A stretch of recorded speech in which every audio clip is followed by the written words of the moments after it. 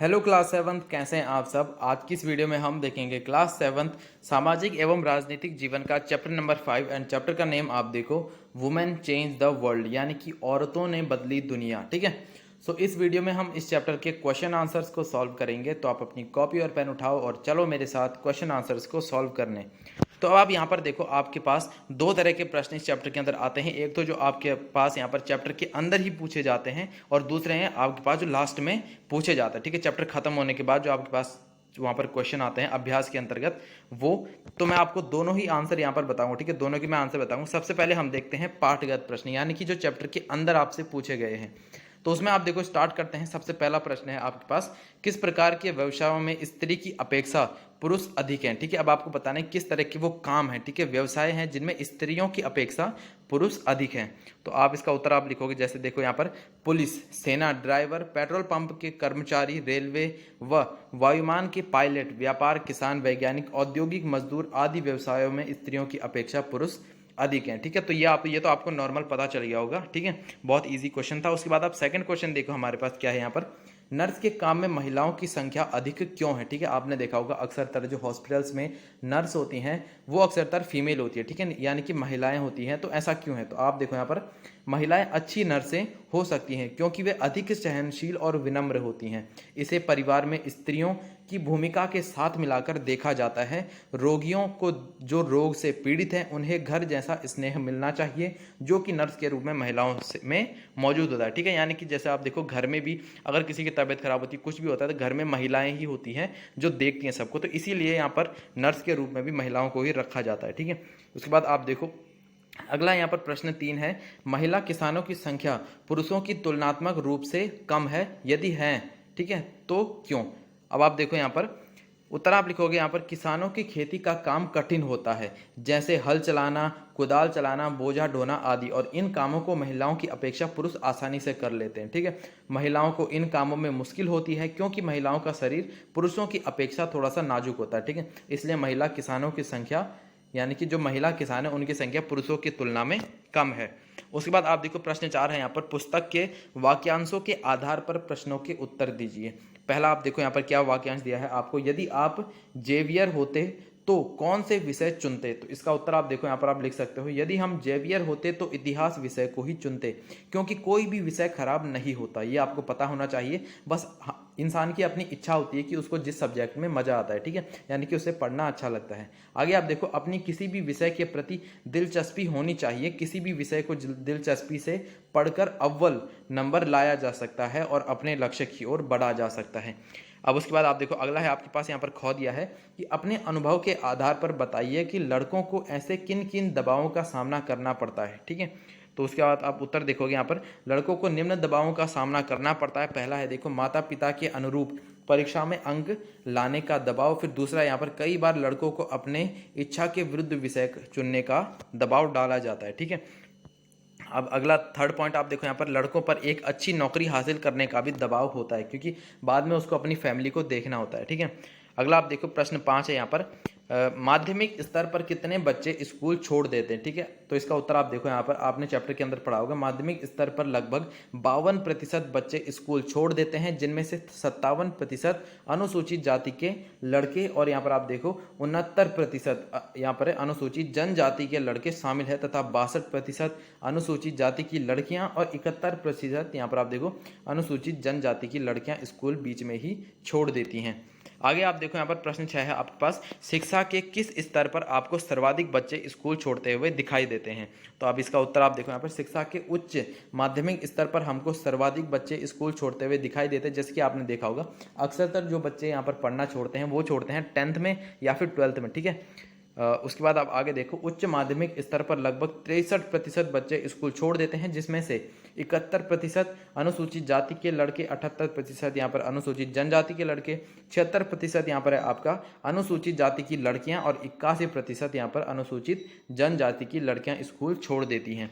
तो ये सारे आपको आंकड़े किताब के अंदर मिल जाएंगे आपको। ठीक है, अपने, या फिर आप गूगल करके भी ना सर्च कर सकते हैं, और ये तो आपको थोड़े बहुत याद रखने होंगे अगर आपके एग्जाम में आते हैं तो। उसके बाद आप देखो प्रश्न 7 है आपका, आपके विचार में अन्य सभी वर्गों की तुलना में आदिवासी लड़के लड़कियों की विद्यालय छोड़ने की दर अधिक क्यों है?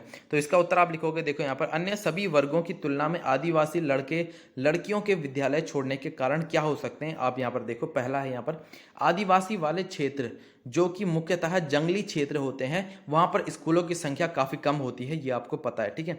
इसलिए इन क्षेत्रों में के जो आदिवासी लड़के और लड़कियाँ होती हैं उनको पढ़ने के लिए काफ़ी दूर दूर तक जाना पड़ता है, जिससे इन आदिवासी लड़के लड़कियों को कई तरह की कठिनाइयों का सामना करना पड़ता है। इसलिए काफ़ी लोग क्या करते हैं, इसको छोड़ देते हैं, ठीक है, पढ़ाई बीच में ही रोक देते हैं। अगला आप देखो यहाँ पर आदिवासी लोगों में गरीबी काफ़ी अधिक होती है। अब आपको पता है जो आदिवासी लोग होते हैं, ठीक है, उनमें गरीबी बहुत ज़्यादा होती है और इसलिए कुछ बच्चे पढ़ाई छोड़कर ही कमाने लग जाते हैं, ठीक है, यानी कि पढ़ाई को आधे में ही छोड़कर कमाना स्टार्ट कर देते हैं जैसे ही बड़े हुए।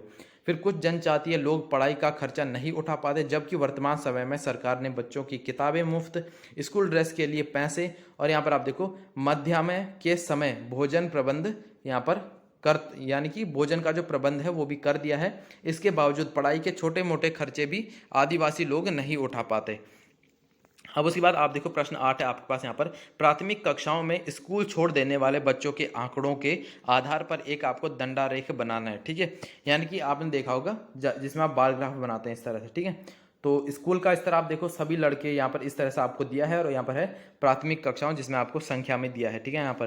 तो इसको इस तरह से आप एक दंडारेख बना लेंगे, ठीक है, लड़कों पर आंकड़ों पर आधारित दंडारेख। पहला आप देखो यहाँ पर लड़के यानी कि सभी लड़के, तो यहाँ पर आप देखो 30 तक ये मिला रखा है। फिर अनुसूचित जाति के लड़के, इसको 40 तक मैच किया है। फिर यहाँ पर अनुसूचित जनजाति के लड़के, इसको 50 तक मैच किया है। इसी तरह से यहाँ पर आप देखो लड़कियों का भी इसी तरह से डंडारेख यहाँ पर बना रखा है। इसको आप एक बार स्क्रीनशॉट खींचिए और इसको अपनी नोटबुक में कर लेंगे, ठीक है, बना लेंगे। और यहाँ तक मैं आपको बताऊं कि ये आपको स्वयं बनाना चाहिए, ठीक है। आपने मैथ के अंदर पढ़ा होगा दंडारेख किस तरह से बनाते हैं, तो वहां से देखकर आप बना सकते हैं। आगे अब हम बढ़ते हैं, यहाँ पर अब आपके पास आते हैं प्रश्न अभ्यास पाठ्य पुस्तक से के अंतर्गत, ठीक है, यानी कि जो आपके अभ्यास में प्रश्न उत्तर आपको दिए हैं वो आपको लिखने हैं। यहाँ पर आप देखो पहला प्रश्न है, आपके विचार से महिलाओं के बारे में प्रचलित रूढ़िवादी धारणा की वे क्या कर सकती हैं, ठीक है, धारणा की वे क्या कर सकती हैं और क्या नहीं, उनके समानता के अधिकार को कैसे प्रभावित करती हैं, आपको अब बताना है, ठीक है। तो इसका उत्तर हम देखते हैं। हमारे विचार में महिलाओं के बारे में प्रचलित जो रूढ़िवादी धारणा है उनके समानता के अधिकार को निम्न प्रकार से प्रभावित करती हैं, जैसे कि पहला आप देखो अधिकांश ग्रामीण क्षेत्रों में आज भी लड़कियां उतनी ही शिक्षा प्राप्त कर पाती हैं जितनी सुविधा उनके गांव में उपलब्ध होती है। उन्हें प्रायः आगे की शिक्षा प्राप्त करने दूसरे गांव अथवा शहर नहीं भेजा जाता, यानी कि आपने देखा अक्सर क्या होता है जो गाँव के इलाके होते हैं वहाँ पर लड़कियों को सिर्फ वहाँ तक पढ़ाया जाता है 12th तक, यानी कि अक्सर जहाँ तक वहाँ पर स्कूल उपलब्ध हैं। उसके बाद जैसे कि उनको बाहर पढ़ाई करने के लिए नहीं भेजा जाता, ठीक है, ये आज भी काफ़ी जगह पे चल रहा है। अब आप देखो अगला यहाँ पर अधिकांश ग्रामीण क्षेत्रों में आज भी यहाँ पर आप देखो घूंघट प्रथा, ठीक है, लड़कियों की कम उम्र में शादी कराना, लड़कियों को आप देखो 4 दीवारी तक सीमित रखना आदि प्रथा प्रचलित है। वैसे अब ये काफ़ी मतलब हद तक कम हो चुका है, लेकिन अभी भी कुछ जो पिछड़े इलाके हैं बहुत ज़्यादा वहाँ पर ये हल्का फुल्का अभी भी चलता है, ठीक है।